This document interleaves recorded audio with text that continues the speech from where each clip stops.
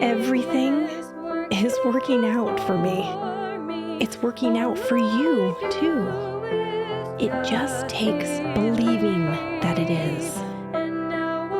We can have, be, and do anything. The key is to care about how you feel and choose to feel good right now.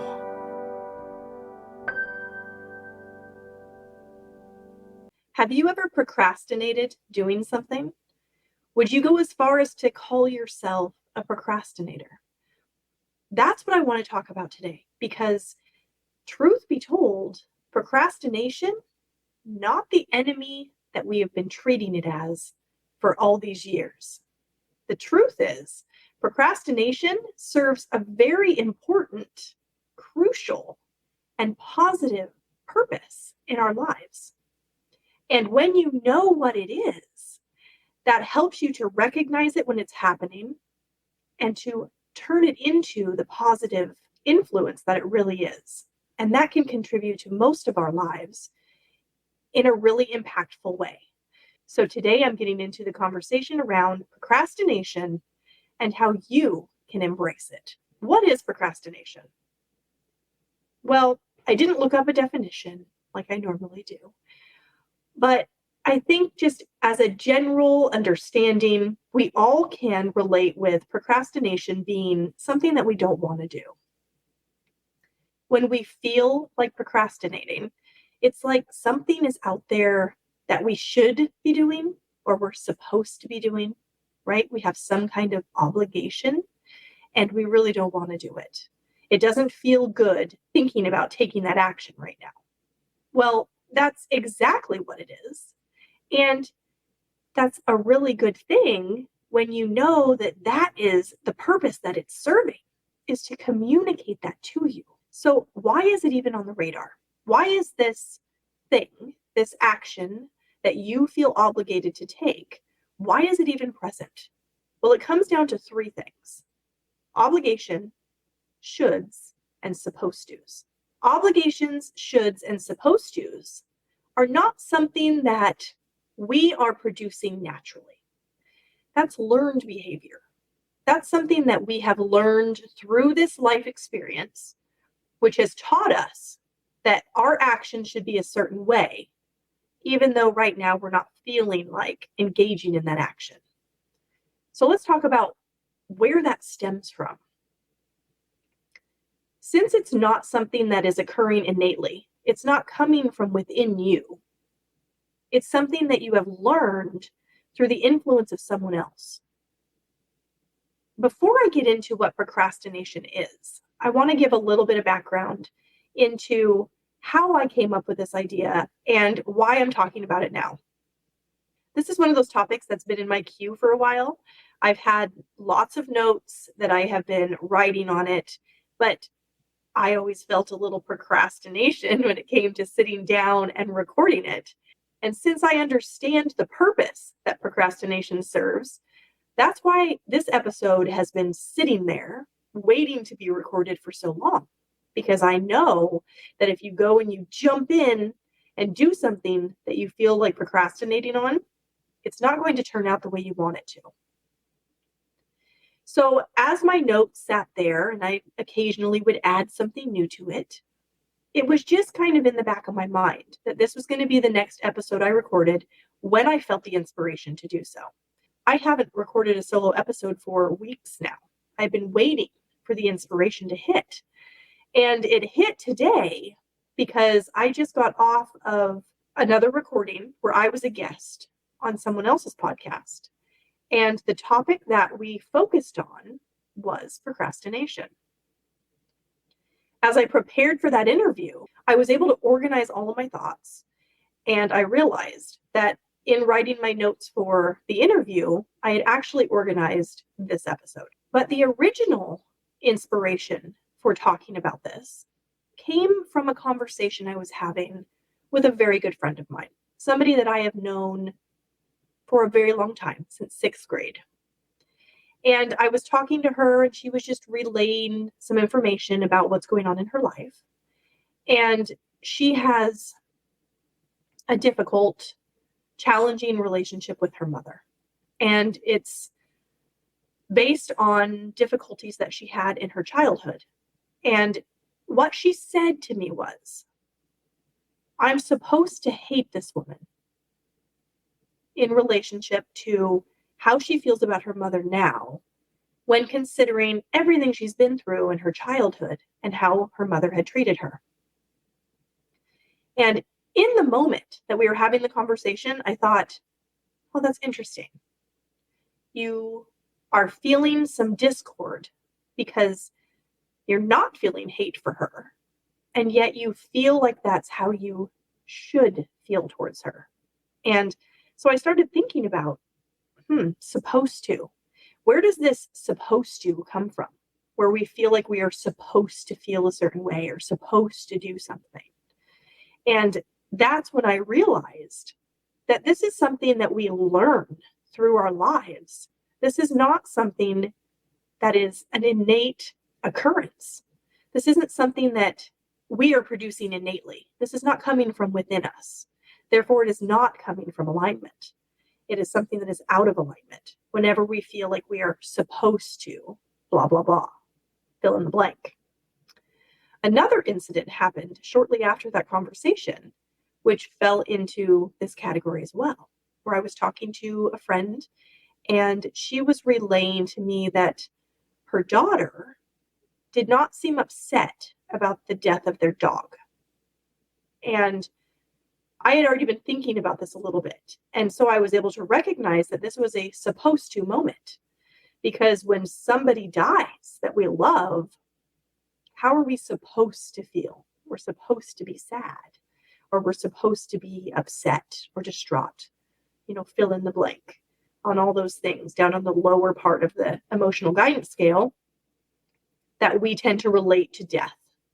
And since her daughter, who's young, 4 years old, did not respond in this way, it offered my friend a little bit of concern.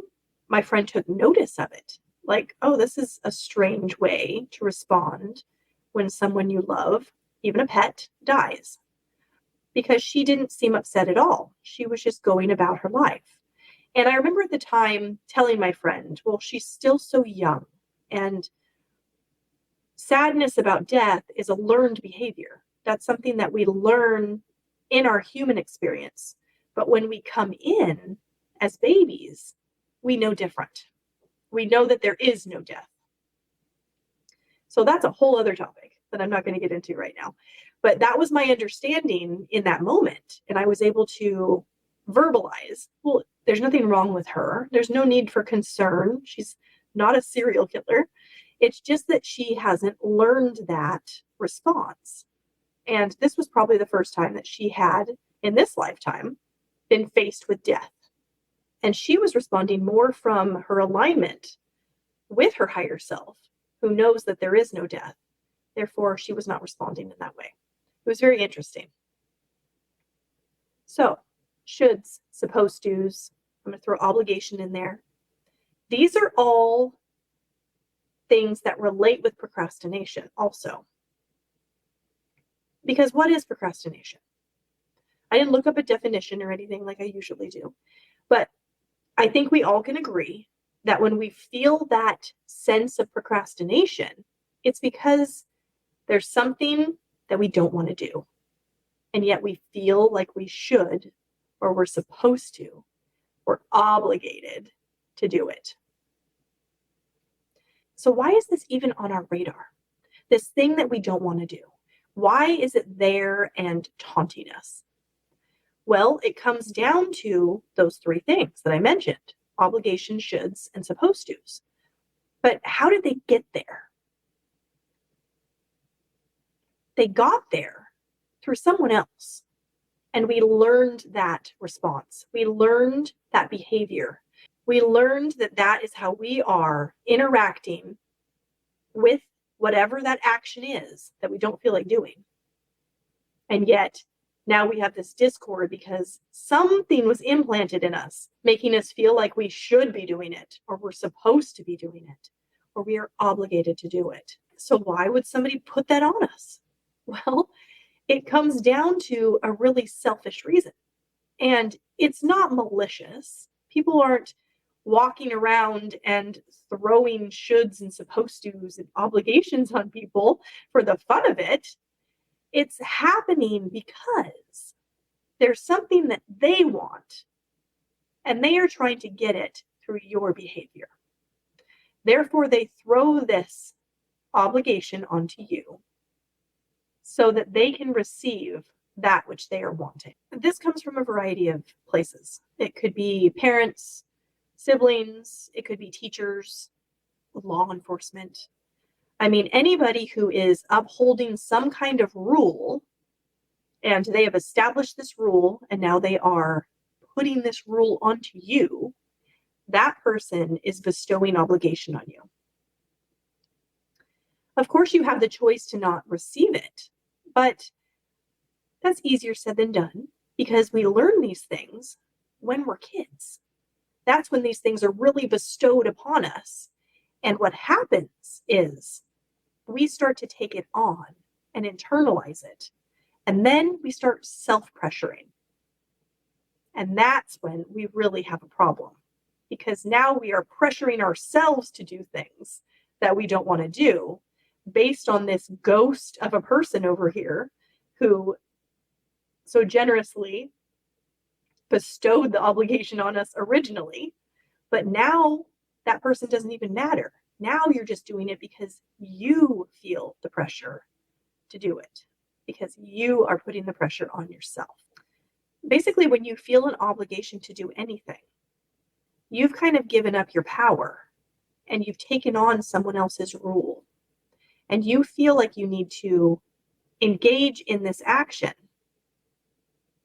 If you think about it, there are a lot of rules that we follow that are not rules that we set. These are rules that have been set by someone else, and yet we have accepted them as a rule for ourselves. That's a lot of pressure.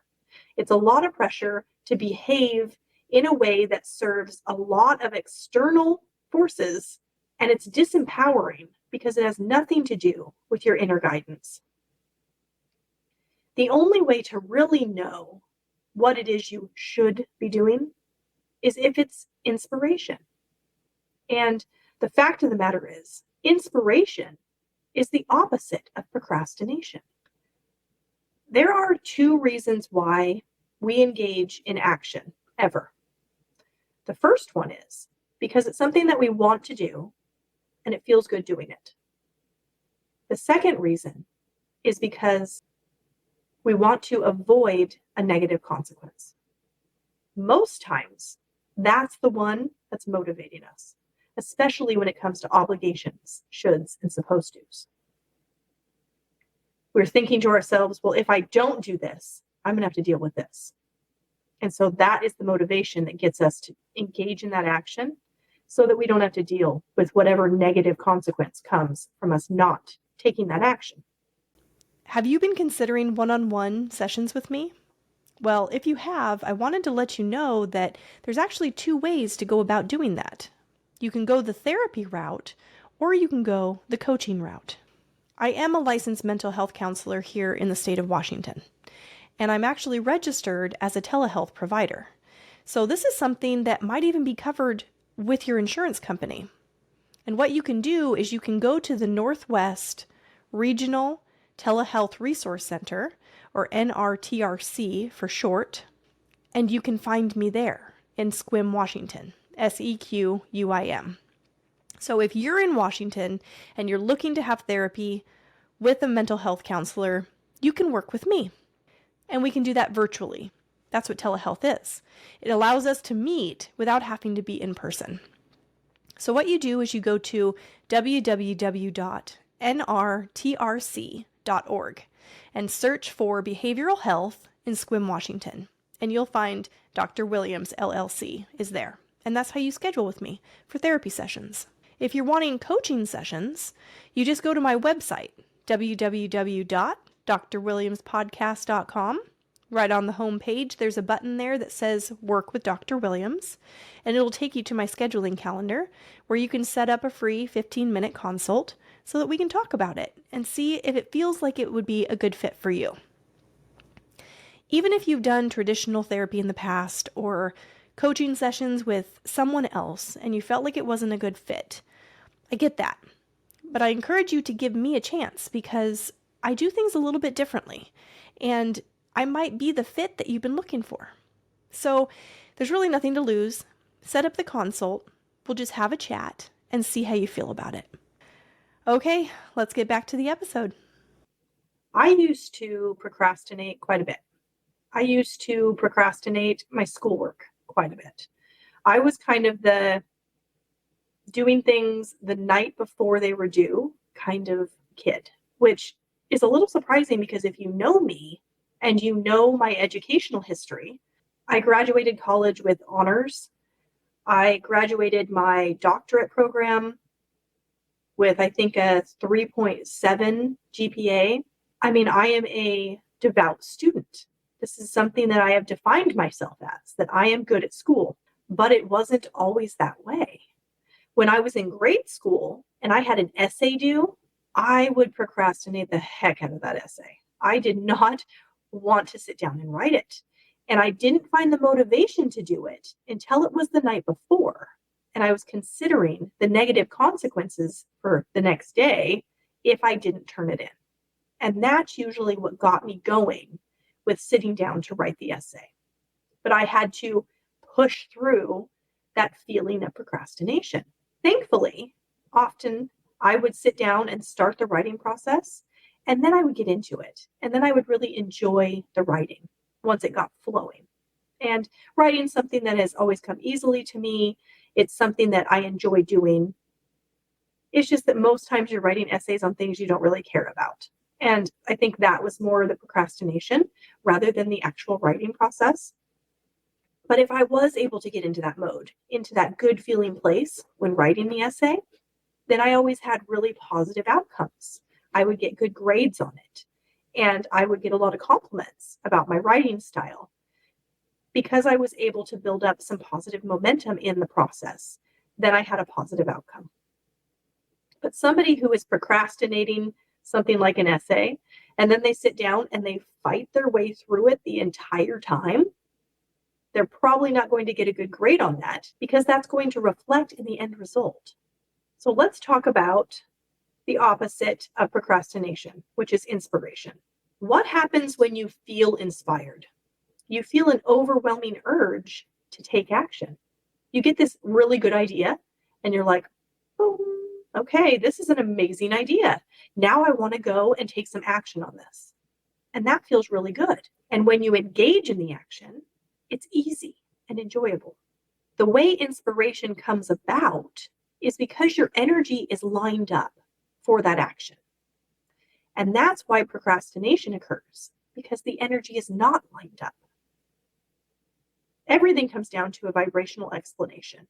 So when procrastination hits, that simply means that you are feeling like you need to take action before you're ready to take action.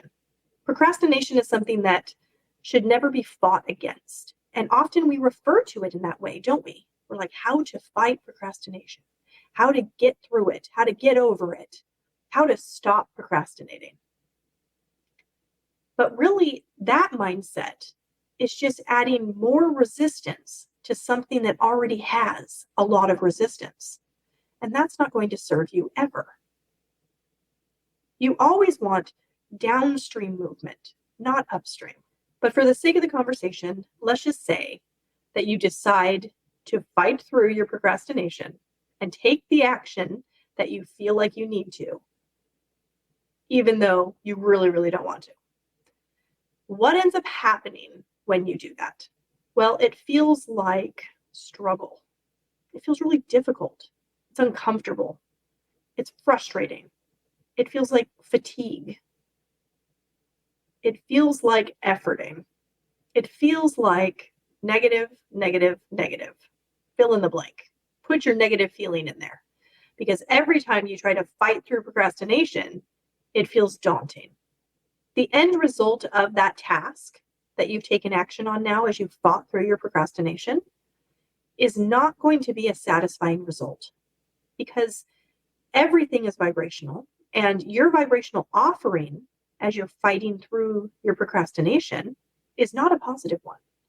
And you're going to find that you're going to struggle through the task, and you're not going to be satisfied when you get to the end of the task. You might find some relief just because the task is done, and that was the goal. But ultimately, it's not going to be the positive experience it could be if you were doing things a little bit differently when you recognize procrastination happening. There's also a really strong relationship element with this, because let's just talk about obligation. There's a lot of obligation when it comes to other people in our lives. And a lot of times we feel like procrastinating those things that are for someone else. It could be a little thing like getting up to get your kid a snack. That's definitely something that I can relate to. Or it could be something big, like helping somebody move. If something like that happens and you have somebody you care about who has asked you to perform some kind of action for them and you really don't want to do it, what ends up happening? Well, you go into it with a vibrational offering of negativity. You really don't want to be doing it, so you're not feeling good. And even though the act you are performing, you feel like is serving that person, the truth is the vibrational offering that you are emitting is canceling all of that out, because everything in this universe is vibrational, and your vibrational offering has more of an impact than the action you're taking. In that way, you could actually be damaging those relationships if you are acting out of obligation and not out of desire. Because the truth is, you really do want to help these people, right? These are people in your life that you care about, and you do want to help them. The chances are you're feeling that procrastination because your energy's not lined up with that action yet. And that's what needs to happen first. Then you take the action, and it can be a positive thing. But this doesn't even have to be an interaction like this to have an impact on relationships. For instance, when I'm at home with my kids, just me and them, my husband's not even home, and I'm feeling a strong sense of obligation, and like I really want to procrastinate doing these things for my kids, whatever it might be, and it's a lot of things. I feel like I'm always up and down serving them in some way. I start to feel resentment toward my husband, who isn't even present. He's not even there. And here I am trying to blame him because I'm thinking he's not even here right now. He doesn't even have to deal with this right now. Why is this all on me? And those kind of thoughts, if they get momentum going, turn into a bigger problem, to where my husband can now come home and he's happy to see all of us. And how do I feel? I don't want to see him. I'm upset. I'm upset that I've had to do all these other things and he wasn't able to take any of it off my plate because he wasn't here. It's really not fair, and it's not his fault. And it's something that has to do with how I am responding to the obligation in my life. I'm not lining up my energy before I take action on something. And therefore, I'm entering into that negative zone, and it's resulting in negative outcomes. So what do you do when procrastination hits? First and foremost, recognizing it and knowing that it's a good thing. This is communication from your higher self telling you something about your energy. This is wisdom. This is not a foe. This is your friend. 2, you understand what it means. It means your energy is not lined up, and that means that's the first thing you have to address. 3rd, you embrace it. Do not fight against it. Allow yourself the kindness to do something that feels good. Taking that action doesn't feel good, so don't do that right now.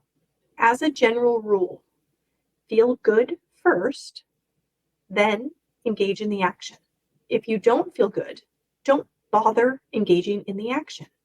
And I mean that. And that can be really hard to accept because you're thinking, I can't do that.